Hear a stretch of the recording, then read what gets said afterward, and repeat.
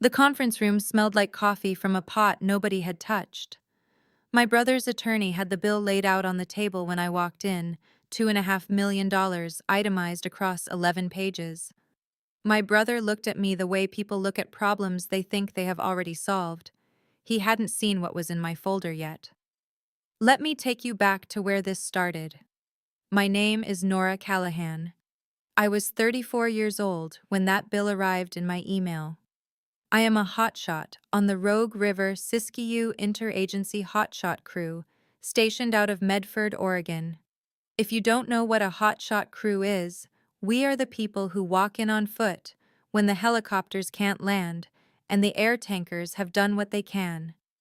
We cut fire line with hand tools and chainsaws in terrain that most people would not enter voluntarily. We work 21 days on and 2 days off during fire season, which in Oregon now runs from May through November. I had been doing it for 11 years. There is a fitness test in my profession called the pack test. You carry a 45-pound pack 3 miles in 45 minutes, or you do not go to the line. I passed it at 23, and I have passed it every year since. I mention this because when my brother's attorney later described me in a state court documents as quote, _0, and quote, _1, The pack test was the first thing I thought of. In my 9th year on the crew, I was assigned as acting crew boss during a rotation in Shasta County, Northern California. Midway through a wind event on the eastern flank, the fire made a run that nobody had called yet. I had already moved my people to the safety zone before the radio transmission went out. My superintendent, Dale Whitfield, who had been fighting fire for 26 years and was not a man who used words lightly, told me afterward that I had read the smoke column 30 seconds before he did. I thought about that moment quite a bit in the months that followed. The thing I valued most was simple. I did what I said I would do, every time, without exception. I had learned that from my mother, Diane Callahan, who raised Kevin and me alone in a 3-bedroom house on the south side of Medford after my father left when I was 9. She cleaned other people's homes 5 days a week. She never asked for anything she hadn't already tried to manage herself first. I watched that for 25 years, and it became the only way I knew how to operate. What made me vulnerable was also simple. During fire season, I could be unreachable for days at a time. My phone was off, my mail accumulated, my bank statements arrived by email and stayed unread because when I came off the line, I slept, and when I wasn't sleeping, I was eating, and then I was back on the line. I had never considered this anything other than an inconvenience. I had no reason to think that absence would be used against me. That was the problem. Kevin was 3 years older than me. For most of our lives, he was the person I called when something felt too heavy to carry alone. When I moved into my first apartment at 22, he drove 4 hours to help me carry boxes. He made terrible coffee in a French press, and we sat on the floor of the empty kitchen until 2 in the morning and talked about nothing important, and then he drove home because he had work the next day.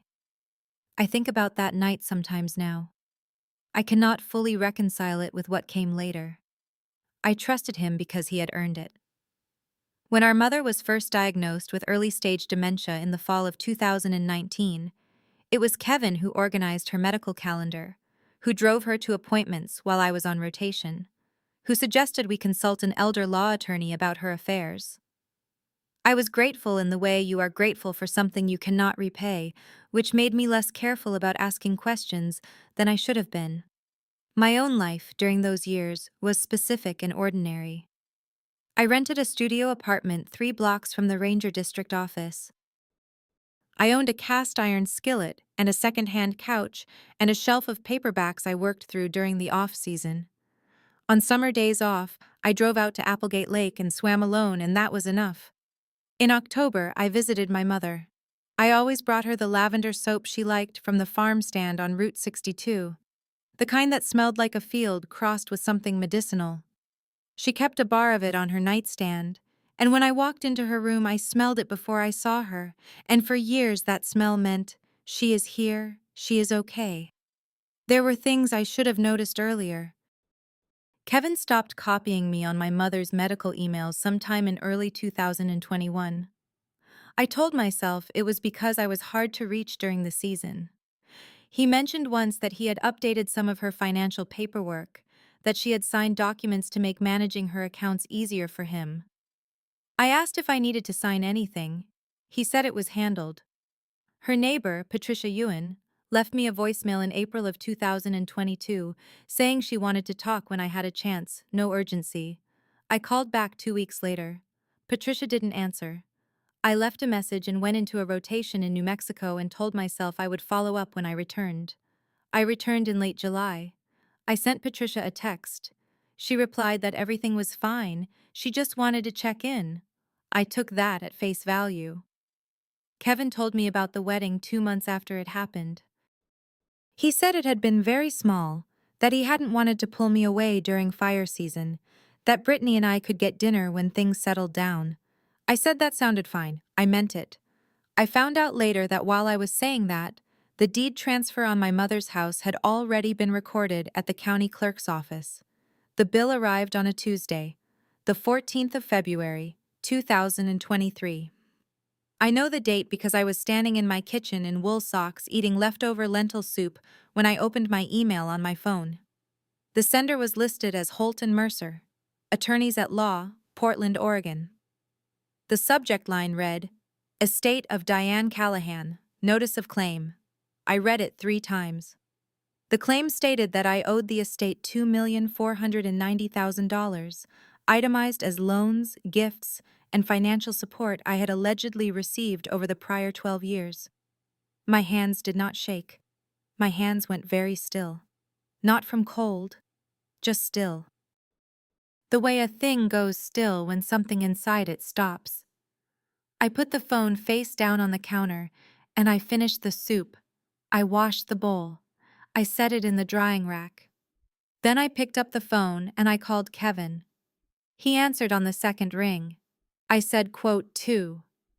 He was quiet for a moment. Then he said, quote, 3. I said, quote, 4. He said, quote, 5. I said, quote, 6. He said, quote, 7. I said, quote, 8. He said, quote, 9. And then he said, quote, 10. Quote. I said I would be in touch, and I ended the call. Outside, it had started to rain. I could hear it on the metal roof of the carport, that slow, flat sound like someone turning pages one at a time. I had never borrowed money from my mother. Not once. Not $20 for gas. I had sent her money every month I worked, $60 to $200 depending on the season. For 11 years. Standing in that kitchen, I already knew what the documentation was going to be. I requested the estate file the following morning. The attorney at Holt and Mercer took 6 days to produce it. When the file arrived, I sat at my kitchen table and went through it page by page. The alleged loans were entries in a spreadsheet, signed by my mother on 12 separate pages. I looked at every signature. My mother had a particular loop in the capital C of Callahan, a small flourish she had developed over decades of writing her name. The signatures in this document did not have that loop, not one of them. Then I found the deed transfer. My mother's house, which she had purchased in 2001 for $140,000 and which had appraised at $630,000 in 2022, had been transferred to Kevin and Brittany Callahan 8 weeks before my mother entered memory care. The transfer had been executed under a power of attorney I had never seen or been told about, a document specific to real property, separate from the general power of attorney Kevin had mentioned years earlier.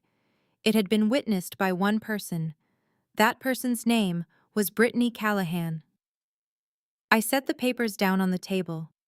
I did not feel what you would expect. What I felt was a specific cold clarity, the kind that comes in the early hours of a shift when the air is still and the wind is reading true and the fire's intentions are entirely visible if you know how to look. I had spent 11 years learning to function inside that feeling. I knew exactly what to do with it. They had no idea what they had just done, and I was going to let them keep not knowing. For a while. At this point, I want to be honest about something. I did not have an attorney. I did not have a plan. What I had was a clean bowl in a drying rack and a file folder that told me my mother's house was already gone, and 11 years of a job that had taught me one thing above everything else. Panic is wasted movement. And on a fire line, wasted movement costs people their lives. So I did not panic. I sat at that kitchen table and I looked at what the situation actually was, not what I needed it to be. Because there was something underneath the forged spreadsheet and the property transfer that I had not found yet. I did not know it yet, but I was about to. And what it turned out to be changed the entire shape of what I thought had happened. The first call I made was not to an attorney. I called Dale Whitfield at 7:30 in the morning, which I knew was fine because Dale had been awake since 5:30 every morning for the past 30 years without exception. He answered on the first ring. I told him what I had found in the estate file. I told him about the deed transfer and the forged signatures in the claim. I did not editorialize. I gave him the facts in order. He was quiet for a moment after I finished. Then he said, quote 11. I said, quote 12. He said, quote 13. He paused. Quote 14. I understood him. Margaret Cho had practiced elder law for 22 years.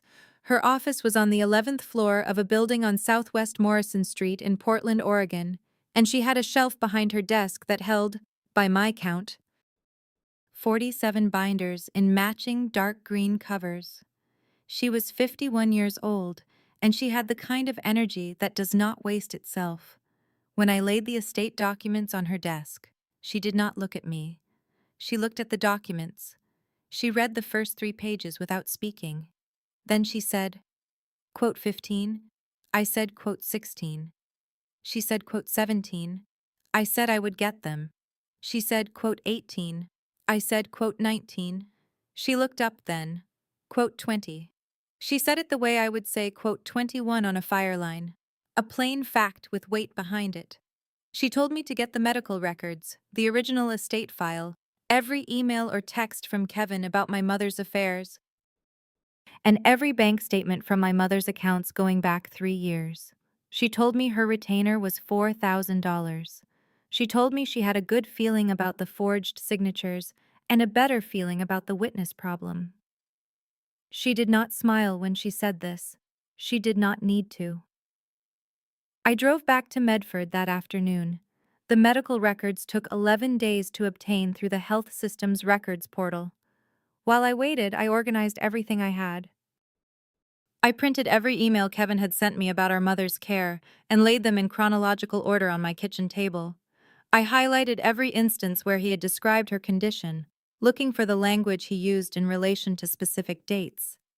What I found was that in early 2021, Kevin had written to me that Mom was, quote, 22 and was, quote, 23. The date on that email was March 14, 2021. I pulled the county property records on my laptop. The real property power of attorney had been signed and notarized on March 17, 2021, 3 days after he told me she was sharp as a tack. The notary's name on the document was listed as Brandon Mercer. I wrote the name down. I looked it up.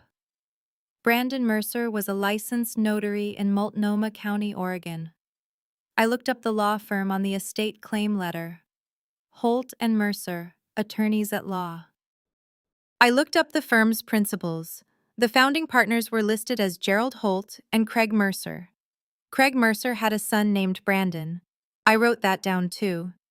I drove to Patricia Ewan's house on a Wednesday morning. She lived 4 houses down from where my mother had lived, in a green split level with a Japanese maple in the front yard that had gone deep red with the season. Patricia answered the door before I knocked. She had been watching from the window. She was 70 years old, and she had the posture of someone who had decided a long time ago that directness was kinder than anything else. She brought me into her kitchen and poured 2 cups of tea without asking, and sat down across from me and said, "I've been waiting for you to come." I said, "I should have come sooner. I'm sorry." She shook her head. "Your mother knew you were working. She didn't want to worry you." She got up and went to a drawer beside the refrigerator and came back with an envelope. It was sealed and it had my name on it in my mother's handwriting. Capital N, capital C with the loop, underscore, underscore, quote underscore 27, underscore, underscore, Patricia said. Underscore, underscore, quote, underscore, 28, underscore, underscore. I held the envelope for a moment without opening it. Patricia said, underscore, underscore, quote, underscore, 29, underscore, underscore. I opened the envelope. My mother had written 2 pages in her careful grade school cursive. She described 2 visits from Kevin and Brittany in September of 2021, visits I had not known about, during which papers were produced, and she was told they were routine updates to her financial arrangements. She wrote that she had asked to call me first. She wrote that Kevin told her I was on a fire and couldn't be reached, and that it would be better for everyone if she just signed. She wrote, "I don't want to be a burden, but I don't think I did the right thing." I set the letter down on Patricia's kitchen table, and I looked at the Japanese maple through the window. It was very still outside. No wind. Patricia said, quote 31. Quote, Kevin's attorney made an offer on a Friday, 6 weeks after I had retained Margaret. The offer was in writing. They would reduce the claim to $800,000 and withdraw the estate proceedings if I signed a full release of claims against the estate of Diane Callahan and against Kevin and Brittany Callahan personally. I called Margaret and read it to her. She said, "Your call." I said, "Send them a letter that says no and tells them we are continuing to review the estate documents." She said, "That's what I thought." I kept pulling records. I requested the full probate filing from the Multnomah County Circuit Court. The filing listed the case type as intestate succession, meaning Kevin had filed a petition asserting that our mother had died without a will. That was when I pulled the county records. That was when I saw the date. That was when I had to sit down. The probate filing was dated November of 2022. Kevin had signed it under penalty of perjury. He had asserted that no testamentary documents existed. But my mother had had an estate attorney. Her name was Ruth Sandoval, and she had been in private practice in Portland for 31 years before retiring in 2022. I found her through the Oregon State Bar's directory. Retired members are listed with their last known contact information. I left Ruth Sandoval a voicemail on a Tuesday afternoon that explained who I was and what I had found, and asked if she had any information about Diane Callahan's estate. Ruth Sandoval called me back in 40 minutes. She said, "I was wondering if someone would call." She said she had drafted a will for my mother in the fall of 2018, well before the dementia diagnosis, at a time when Diane Callahan was fully legally competent.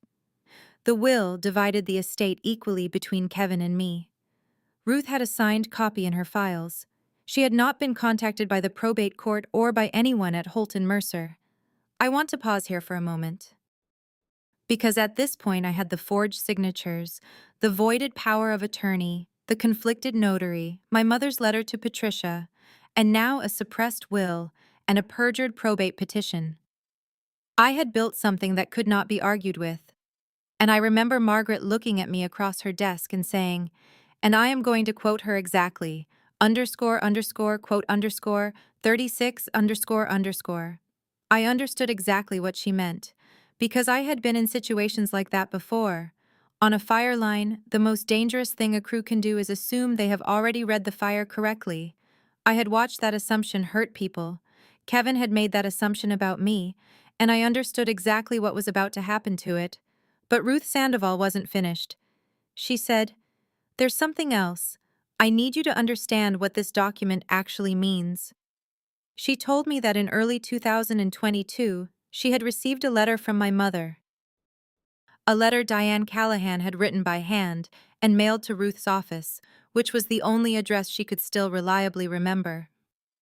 In the letter, my mother described signing documents for Kevin and said she was not sure what they were. She said she wanted to change her will and leave everything to Nora. Ruth Sandoval had attempted to contact Diane Callahan by phone 3 times after receiving the letter. Each time Kevin had answered and said his mother was unavailable. I said, quote, 38, quote. She said, quote, 39, quote. I said, quote, 40. Quote. Ruth said, quote, 41, quote. The medical records had arrived by then. I had been through them twice. The clinical assessment from my mother's neurologist, dated February 7, 2022, described her condition as moderate stage cognitive impairment. The assessing physician had noted, in clear language, that she lacked capacity to execute legal documents. The real property power of attorney, the one Brittany had witnessed, the one that was already void because a beneficiary cannot be a witness, was signed on March 17, 2021, a year before the assessment. But the deed transfer itself, the actual conveyance of the property, was not recorded until March of 2022, 1 month after the capacity assessment. They had used a power of attorney from 2021 to execute a transfer in 2022, by which point the principal had been formally assessed as lacking legal capacity. She had done something like this before. This was not the first time. Ruth Sandoval told me that she had encountered Craig Mercer's name in 2 prior estate matters in Multnomah County. Both involved elderly clients whose families had obtained powers of attorney late in a cognitive decline and used them to transfer property. In one case, the family had settled before trial. In the other, the complaint had been withdrawn after the client died. My attorney went very quiet when I told her. I watched her write it down. She wrote slowly, and she did not speak while she was writing. Then she looked up and said, quote, 43, I had 1 meeting left, and I had been waiting for it. Everything I had done for the past 4 months had been preparation for 1 room, 1 table, 1 conversation.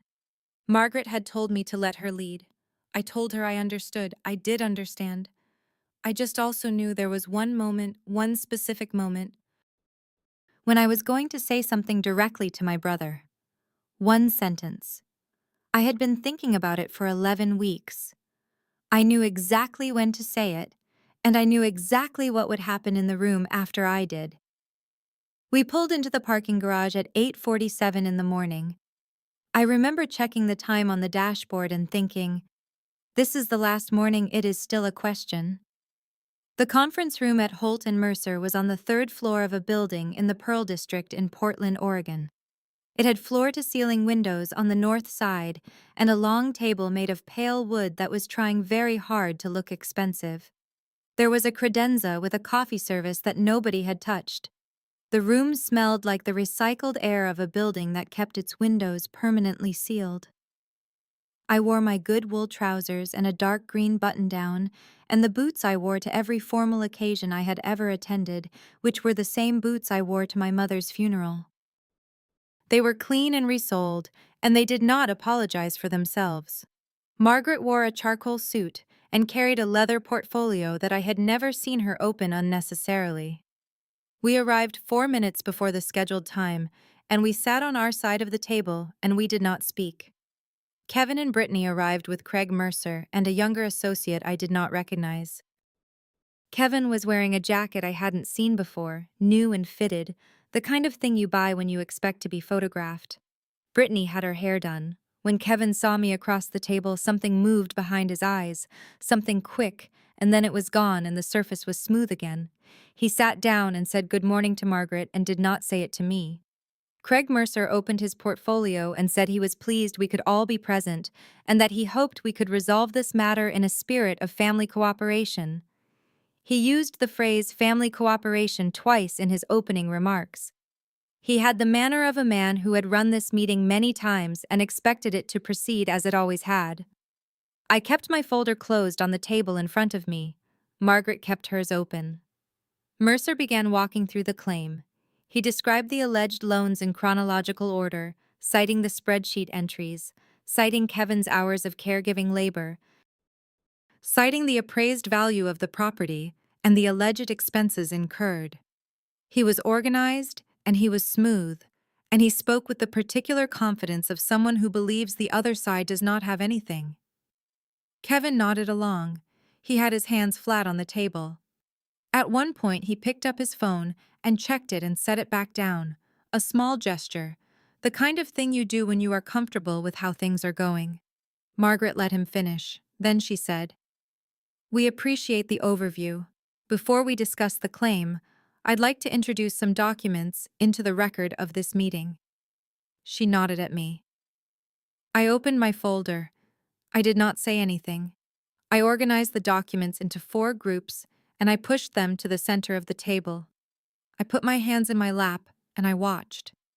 The first thing Craig Mercer picked up was the Oregon State Bar printout on witness eligibility requirements for powers of attorney.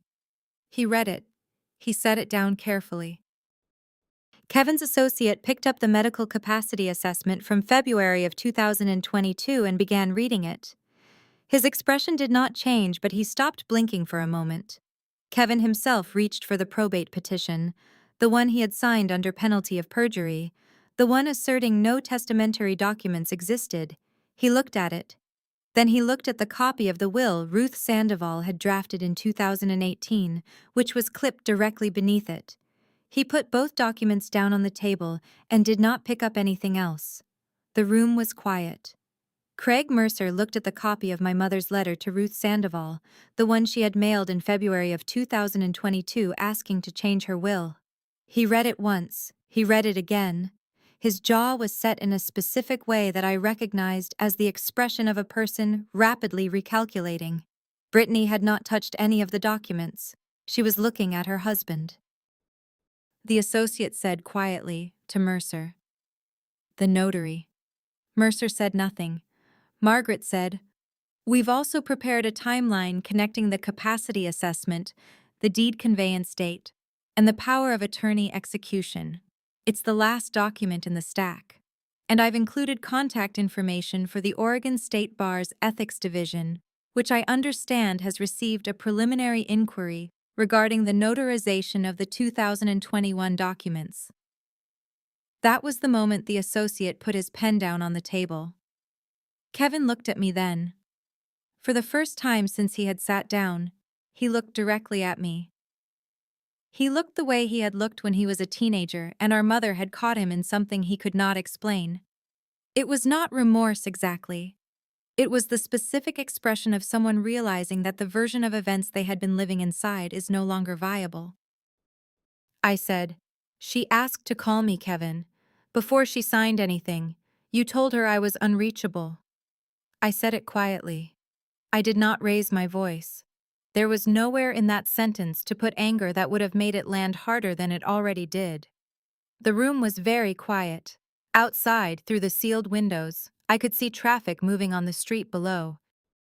Someone's phone buzzed on the table, and nobody moved to answer it. Mercer and his associate had a brief, low exchange that Margaret and I were not meant to hear. And then Mercer said he would like to request a 15-minute recess. Margaret said, quote, 48. When they came back, the $2.5 million claim was gone. What Mercer put on the table instead was a proposed agreement. Kevin and Brittany would deed the property back to the estate, the probate petition would be refiled acknowledging the existence of the will, and the fabricated loan claim would be withdrawn with prejudice. In exchange, we would not pursue the perjury referral or the bar complaint against the notary. Margaret looked at me. I looked at her. Then I looked at the ceiling for a moment, at the recessed lighting and the clean, pale wood, and the recycled air of a room full of people who had just lost a very large bet.